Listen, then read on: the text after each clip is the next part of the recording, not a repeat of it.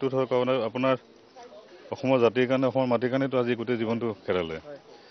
কিন্তু মানে পৰিতাপৰ কথা কি ধৰক এতিয়া এই তেওঁৰ শেষ সময়ত আপোনাৰ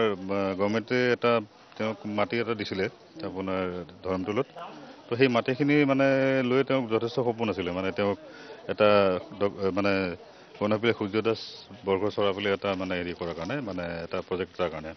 তো সেইটো কাৰণে তেওঁ অহা যোৱা কৰি আছিলে তালৈ মানে আপোনাৰ কি কয় এইটো ধৰ্মটোল তো যোৱা পৰহি তালৈ গ'ল তো গৈ পেলাই একচুৱেলি তাতে কাম চামখিনি লৈ পেলাই অহা কথা আছিলে কিন্তু অহাকালি আকৌ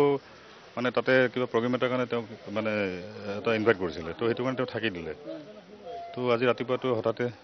তেখেতটো গ'ল কিন্তু it's a very big loss for মানে আছাম মানে অসমৰ কাৰণে কিন্তু বিৰাট ডাঙৰ এটা ক্ষতি এইটো তো অসমৰ মানুহৰ ব্যক্তি তেওঁ মোৰ সম্বন্ধৰ হৈ পোৱা বুলি নকওঁ তেওঁ অসমৰ মানুহৰ কাৰণে হয় অসমৰ মানুহে চাব বুজিব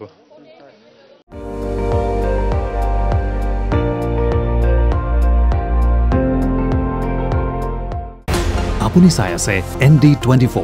সৰ্বশ্ৰেষ্ঠ নহয় সৰ্বোত্তমৰ দৌৰ